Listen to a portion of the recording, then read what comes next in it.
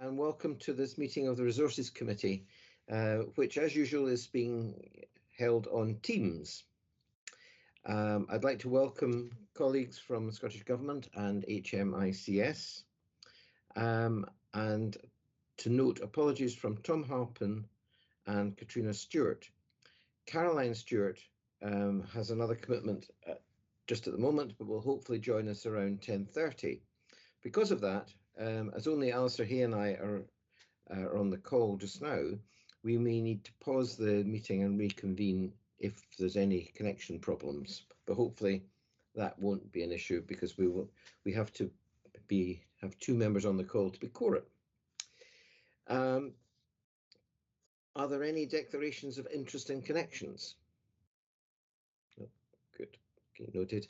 And can I ask for approval to take the decisions on items 6 to 11 in private in accordance with section 20 of our standing orders?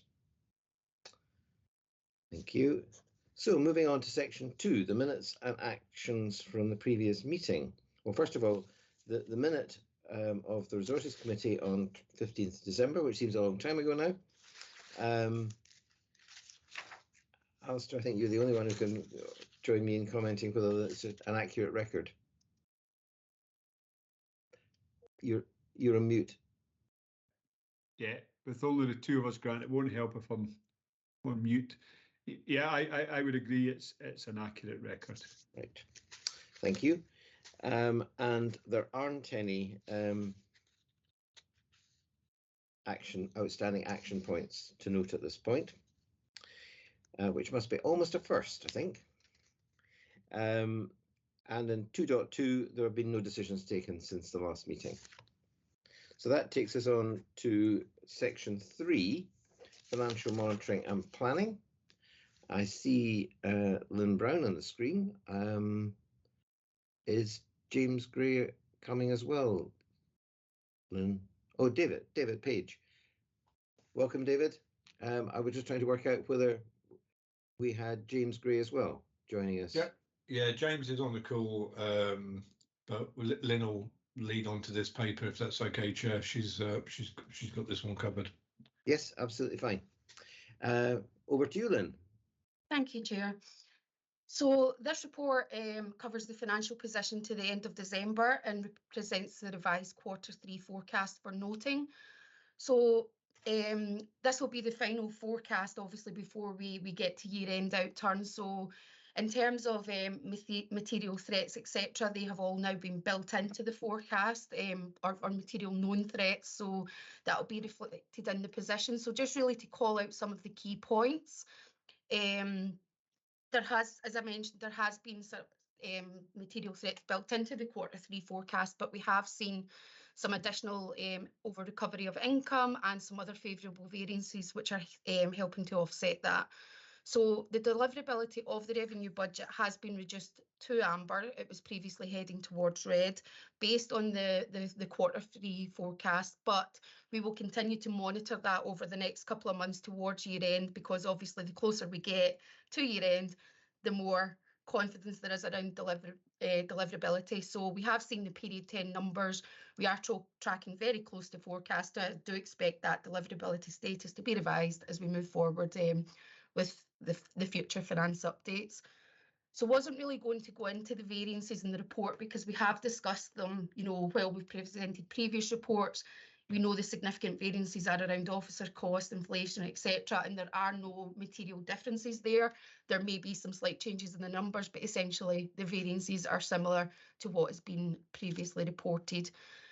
The only other thing I'd call out about the revenue position is the Operation Unicorn costs. So they've been highlighted separately in the report, but we have now had confirmation from UK government that those costs will be funded in full. So in terms of revenue, that's the position.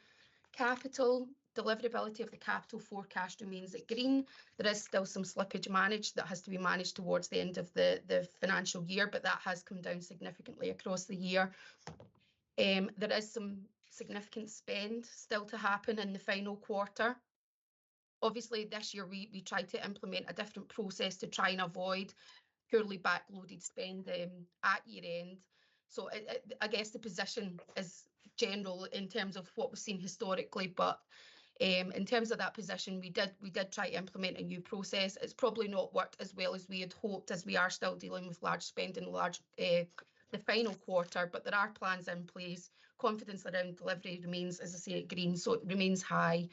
The team are moving to weekly forecasting with business areas, and we will move into daily forecasting as we move towards the end of February, start of March. So, as I say, confidence around delivery remain high, and there are plans in place around that final quarter spend.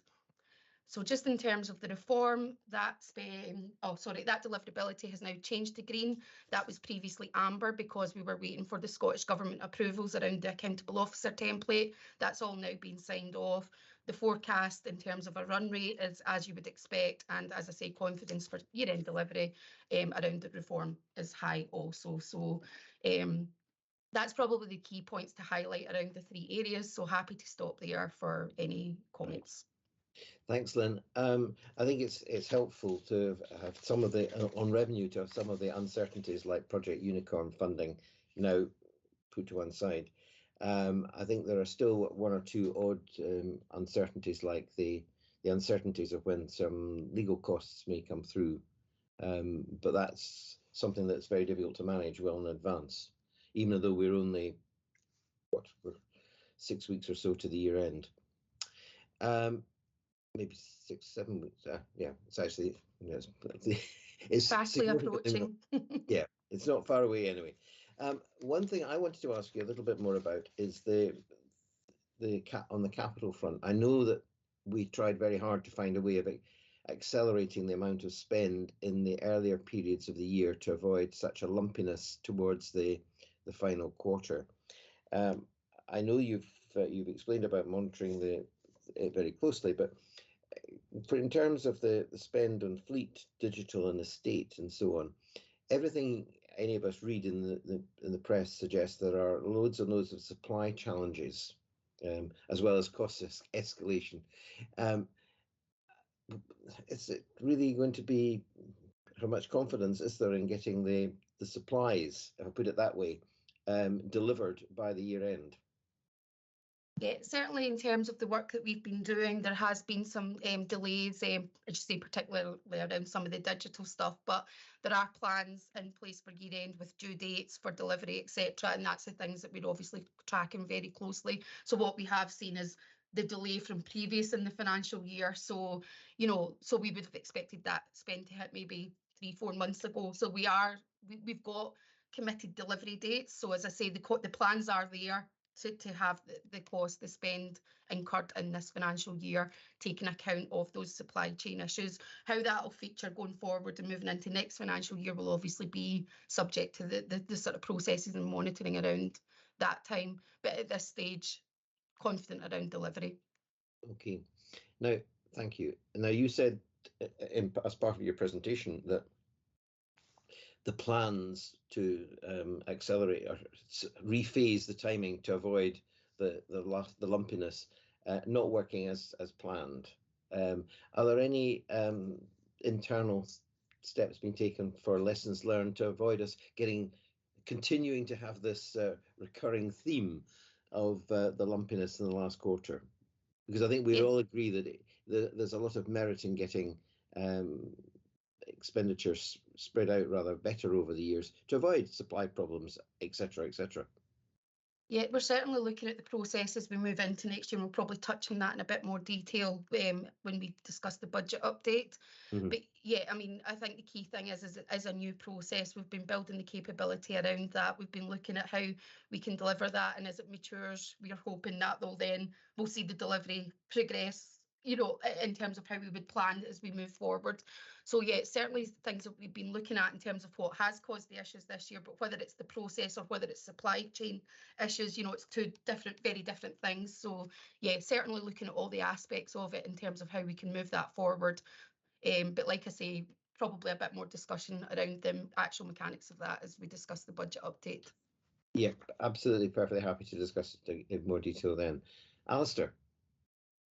Yeah, thanks, Chair, and thanks to you, Lynn, as always. A very comprehensive and relatively, for a layperson, easy report to read. I'm really pleased that in terms of reform and capital, you've moved to green. You're still sitting at amber in relation to the resource budget, and you've explained the reasons behind that. So before I ask my question, it really is credit, given the I think almost unprecedented amount of uncertainty, certainly in recent times, that you've faced in managing this budget yet. I mean, there are large variances in there, and although you're managing in year, you have to have an eye to the future as well. Whilst you're doing that, so it's credit to everybody in the team. But I think it's also credit to managers throughout Police Scotland. We've got devolved responsibilities in terms of managing their budgets, and even those that don't hold budgets, they've got to be conscious that there's a financial impact in terms of all the decisions that they make. So that's what I'm reading in. That's what I'm reading into the report. And just a quick question for me. There was previously some delays around spending in terms of the reform budget and waiting on Scottish Government approvals, etc. So looking ahead, you've already answered, Grant, in terms of this is the first year with the capital and you'll learn lessons from it so that you avoid that almost hockey stick effect that you see so much in public expenditure. So what about the reform budget? What lessons have we learned there, about getting approvals and progressing that and trying to remove some uncertainty from that as we move into next year? Well, certainly around the reform budget as such, in terms of the budget itself, obviously there were some delays because of the accountable officer template, which led us to revise the forecast, 2 months ago, etc., in terms of what that end result would look like. But what I would say moving into next year around the budget itself, as opposed to delivering the reform transformation, but in terms of the budget itself, that has now been baselined, or that will be baselined into our 23-24 budget. So there will be I would imagine a very different process to be followed in terms of that, because it is now part of our baseline budget, albeit ring-fenced specifically for reform, whereas before, up until now, we've had to draw the budget down from Scottish Government, had to go through the approvals process, etc., etc. So probably still need to work a little bit around the detail of how that will work in practice within SPA Police Scotland, but I see it probably being more that relationship as opposed to Scottish Government, unless we hit very specific thresholds. So I think it will be less approvals from Scottish Government as we move into next year. Yeah. Well, thanks for that. That's you may have already shared this with the board, and I've just missed it. But that's quite a significant shift, isn't it? To have it baselined and albeit that it's ring fenced, and that we absolutely need reform money. That probably an even greater need for reform money as we go forward. But having that degree of certainty around it, I think that's going to be quite helpful. The way I'm interpreting it going forward. So thanks for explaining that, Lynn. I really appreciate it. That's all the questions that I have, Chair.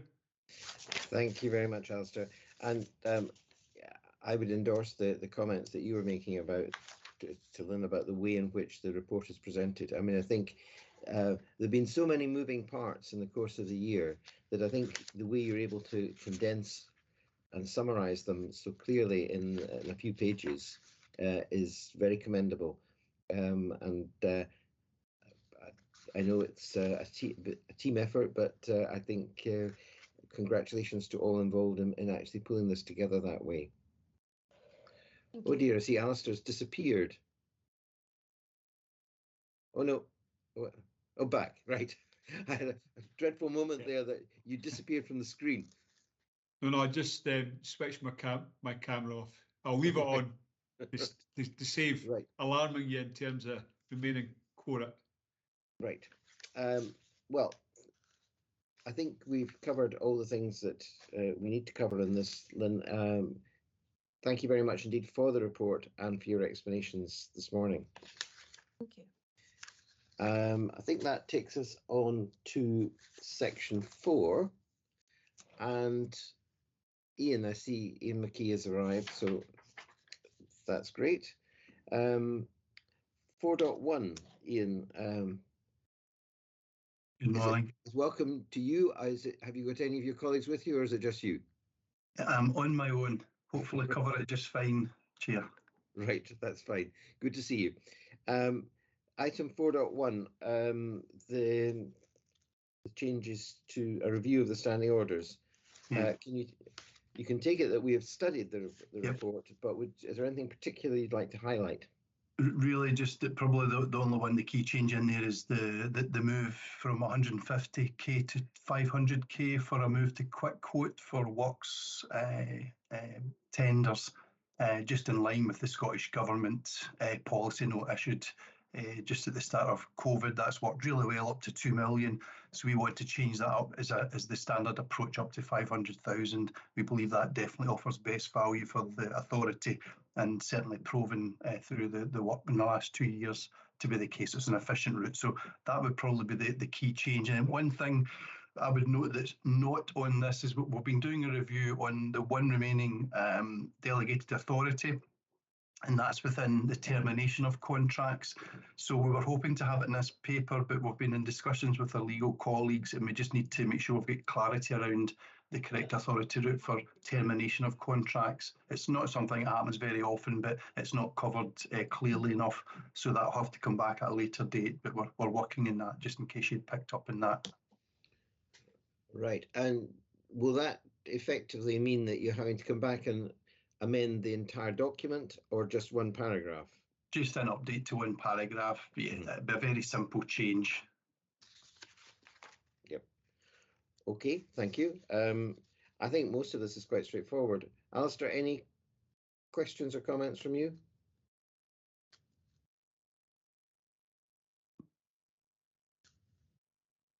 No, it's quite it's a complex field procurement.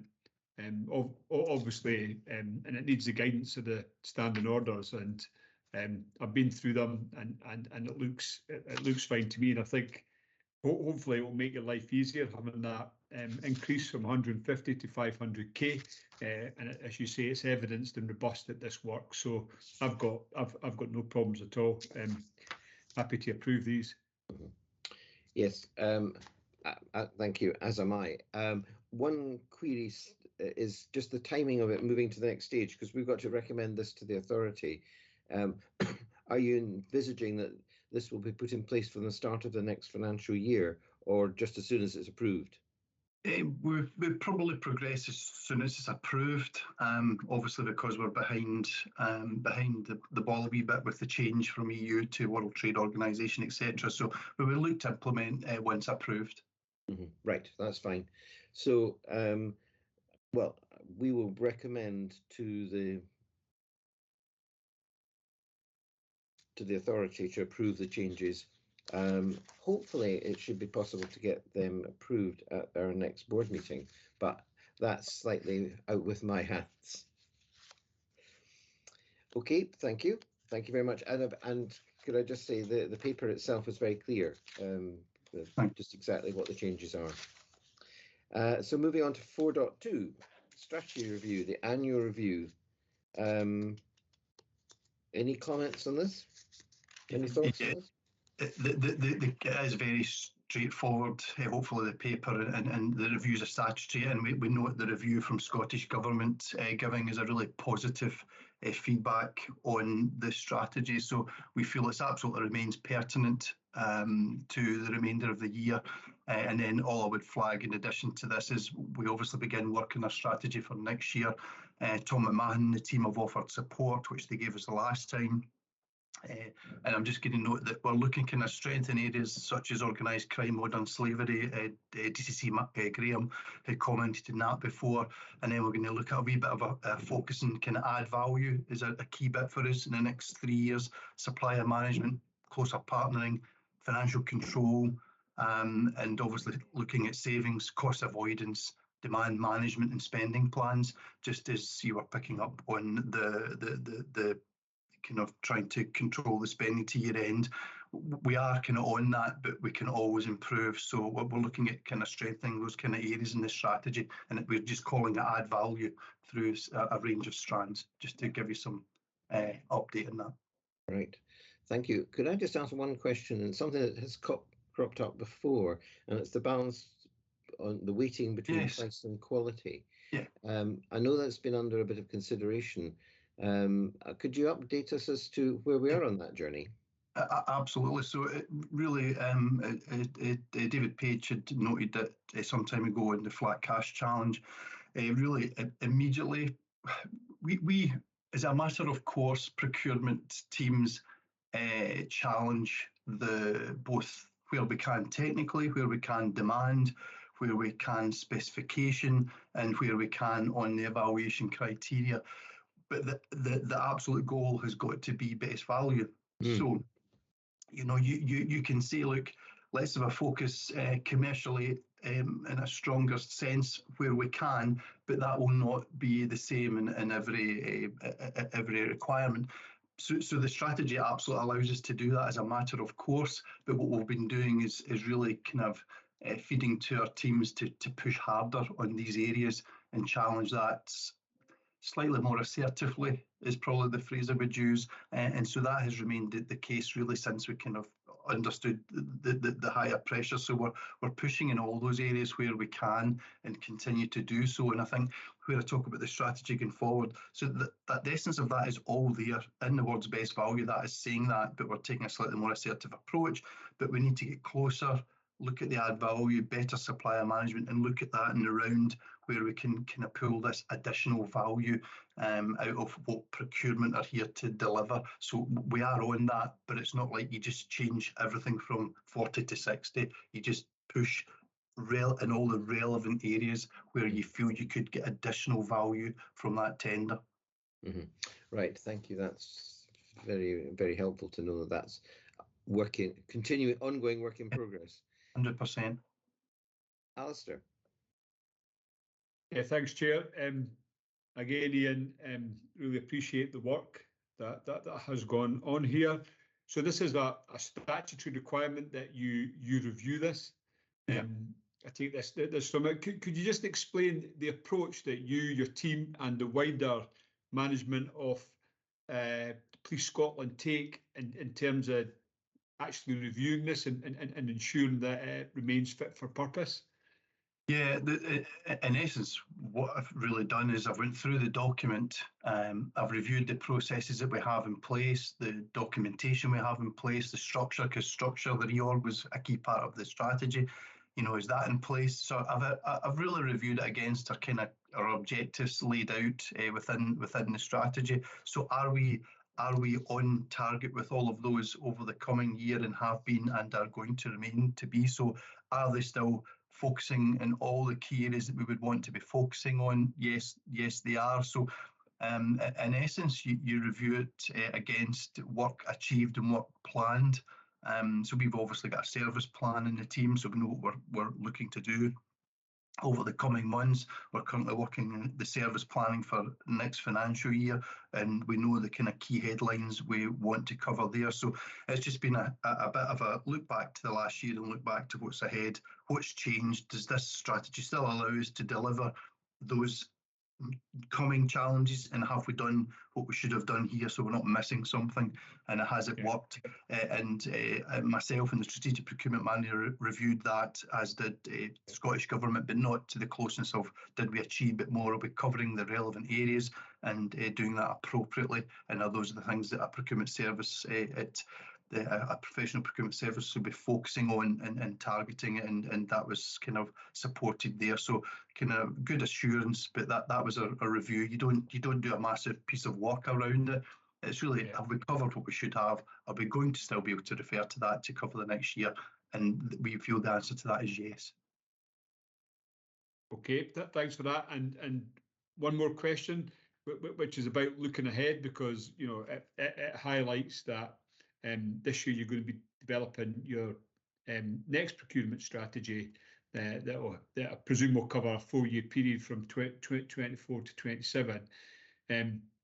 So So I'm assuming that what reviews do is they ensure that you are delivering as you suggest, but they ensure that you're still relevant, as you've explained, and then that then feeds into the next strategy that shouldn't be then a radical departure from the approach that's been taken, which we've commented previously,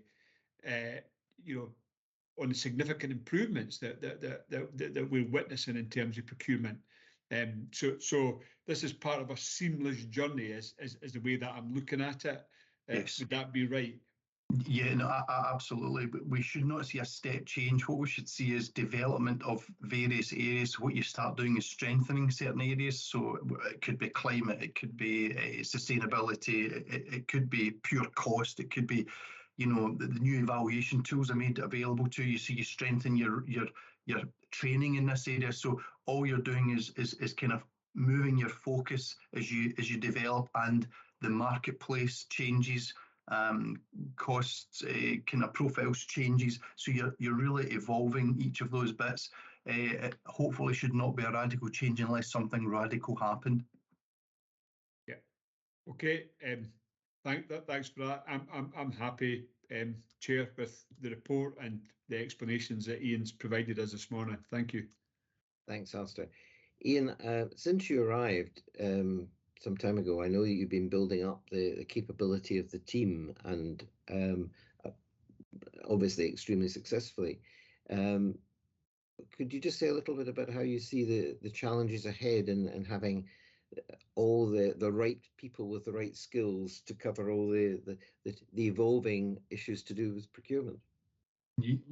Yes, again, this is actually such a big question, because it's multifaceted. That's the challenge here. So what we've got is we've actually just got we need to have a structure that's mobile enough to deal with change, for one, volume of work for two. Then we go into the kind of qualitative piece. So they need to be trained with coming in with the right skills, but then be training to kind of really meet the needs, because you obviously pull from a pool of recruitment people that don't always fit 100%, because it's been a tough job getting to this point.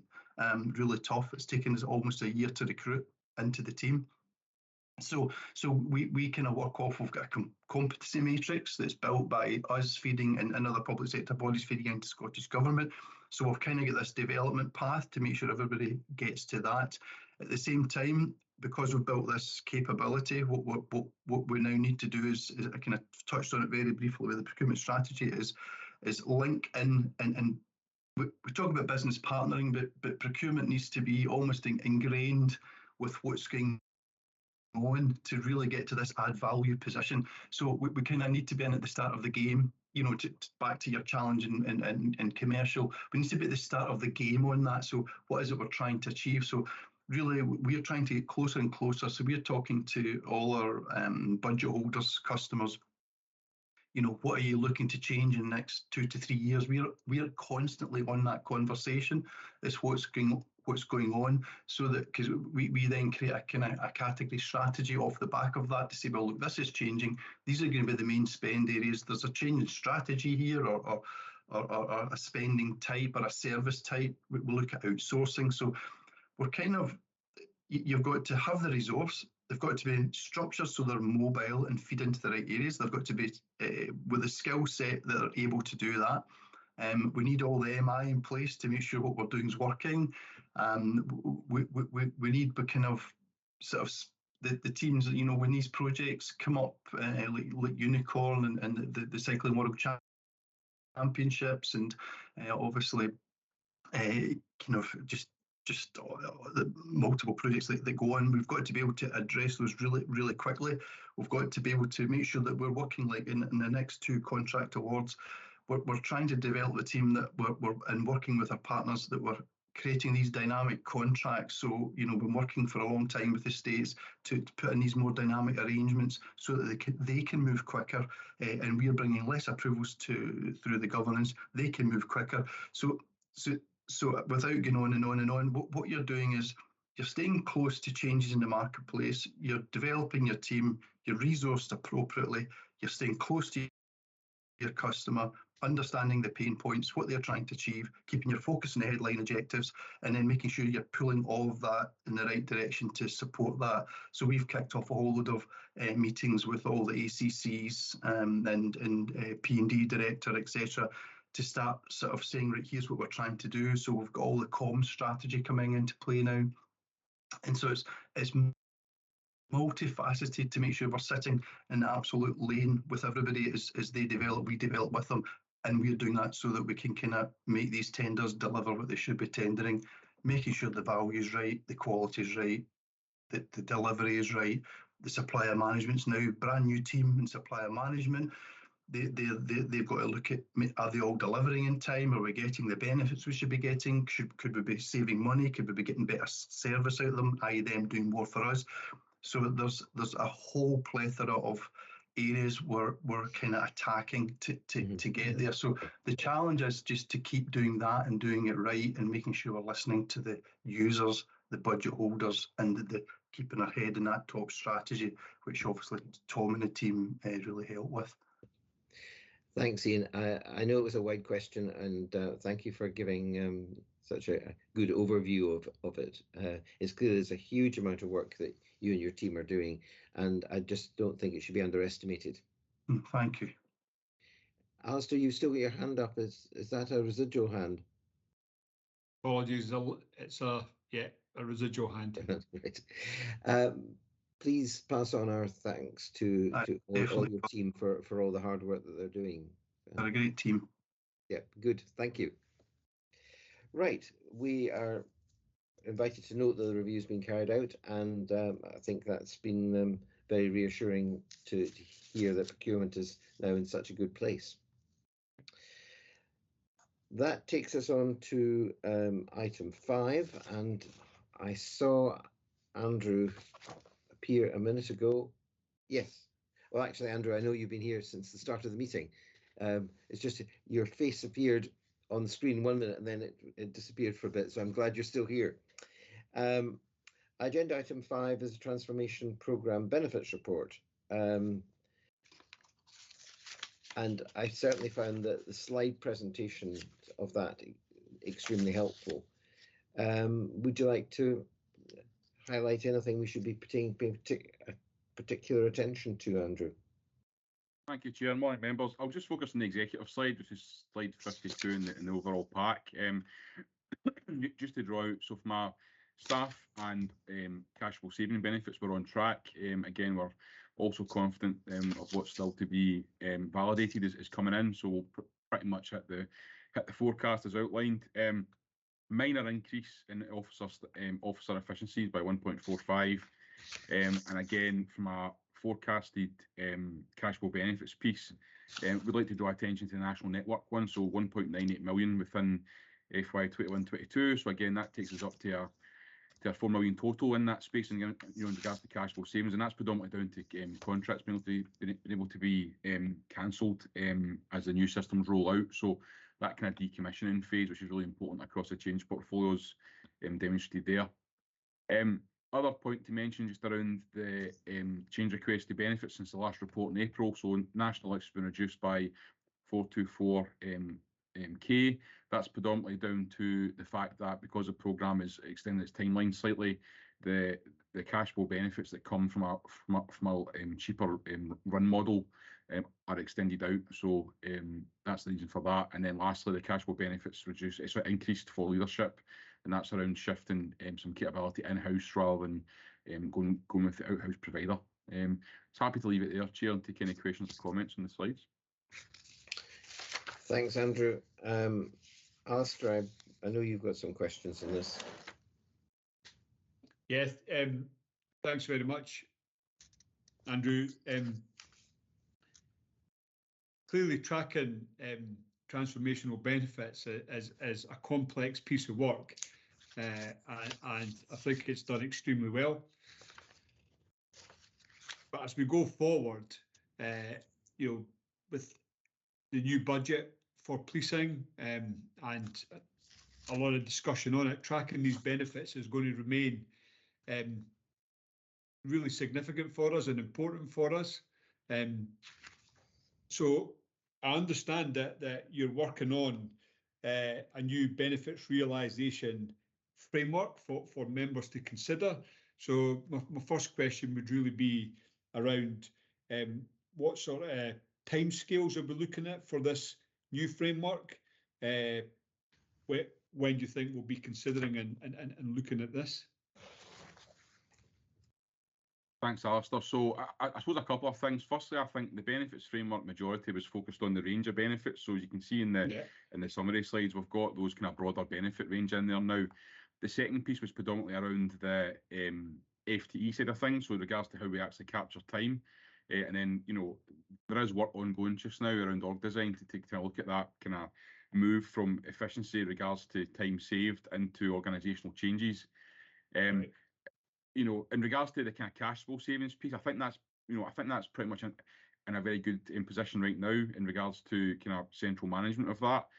Overall, the benefits products, as you can see, are starting to evolve. So we're very confident we'll be in the final stages of that within the first quarter of the new financial year. Okay, no, that's good to hear, and you're right to remind me that it has evolved, and it is very readable, and there's clarity in there. Second question is based on the very last slide. So what you're indicating in there, that there's been a saving of full-time equivalency of 1,568 officers and 223 staff. But if you take 17,234 as a kind of starting point, and you take off that 1,568, you've got roughly 1,566, which is quite significantly lower than the 16,600 or so officers that we have within the service. So these have obviously been reallocated into different roles within policing, is the way that I'm looking at.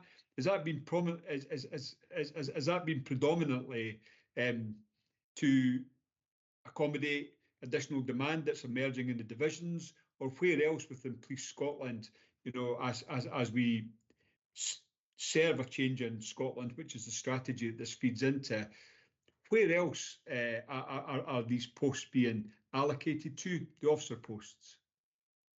Thanks, Alistair. So I think firstly it's important to note that, you know, due to the nature, as you say, of delivering transformation, you know, a lot of this is kind of made up of efficiency savings. So you're kind of, you know, I think we've used the term arms and legs before. You know, the kind of E within FTE is equivalent. So in regards to the actual time saved, I mean, it's probably more accurate to say that we've saved, you know, as you say, you know, 1,568 of time spent on making up for poor process, etc., etc. Now we've done an exercise which was taken to the committee, I think, a number of months ago now, where we can outline the kind of, you know, demonstration of shifts of resource that, you know, that kind of supported that efficiency saving overall. But as you say, you know, predominantly it's been put into new capability, dealing with demand, you know, allowing breaks, etc., and kind of welfare issues that maybe have previously went unsupported. So, and you know, in the most part, all of it's demonstrable in regards to that. But I think it's just important, for members to know, just due to the nature of it is about the kind of time saved, which we can then demonstrate that. Yeah, no, that's helpful, Andrew. It is time saved, and it's time that can be repurposed. And it's good to hear you mentioning that part of that repurposing is ensuring that people get the right breaks, that their welfare's taken into account. And as you work through other programmes within the organisation, some of the inefficiencies are getting worked out. Are getting worked out, so that time can then be focused on the emerging risks, needs, and asks that our communities in Scotland face. That's the way you're managing this, this programme, and this lets us see where the efficiencies in terms of time are coming from. Is that an accurate description from me? Yeah, definitely. Yeah. Okay. Thank you very much for that. Chair, that's me. Right. Happy with those questions. Thanks, Alistair. Andrew, thank you for the presentation and for answering these. Can I just ask you one question in relation to it's the National Network Project Benefit Delivery Update. There are cashable savings, but no efficiency savings planned. I wonder if you could say a little bit why, in restructuring it, there's no obvious signs of efficiency savings planned. Predominantly, Chair, this is about moving from legacy, kind of network infrastructure, which obviously, was around when the organisation, was kind of separated into more, joined up, national infrastructure. And I think, with that, it's predominantly around, technical, I suppose, benefits and, ability, for example, for officers from Dundee to log in Glasgow, which only really came to life just before lockdown. So the actual ability to kind of staff savings, I think you get to a level of distance from the actual deliverable that it would be very hard to demonstrate that fully. But there will be some in there naturally with with the ability to be more efficient in regards to your network. But I think that'd be that far away from the actual deliverable. It'd be very hard to confidently kind of measure it. Right, thank you. But I thought it was worth clarifying that was the reason. And you touched earlier about, I think it was in relation to Alistair's first question, about moving forward in terms of always continually improving this. When do you think we will see further changes to the way this is presented? So I think we're always evolving, based on feedback, etc. But we have got some, new products coming through in the first quarter of the financial year. So again, they'll be socialised ahead of formal presentation. Right. Okay. Thank you very much. And welcome, Caroline.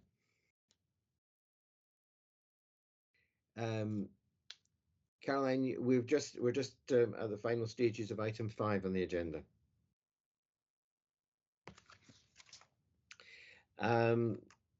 Well, Andrew, thank you very much indeed for coming and presenting the report and answering these questions. As you'll appreciate, it's an area of considerable interest to us, not only at the Resources Committee, but by the whole board as a whole. So I think the more we can continue to measure the effectiveness of the investment in all these different areas, the better. And all part of demonstrating the continuous improvement in best value. Thank you. Thank you very much. Thank you. Right, that I think takes us to the end of the public session.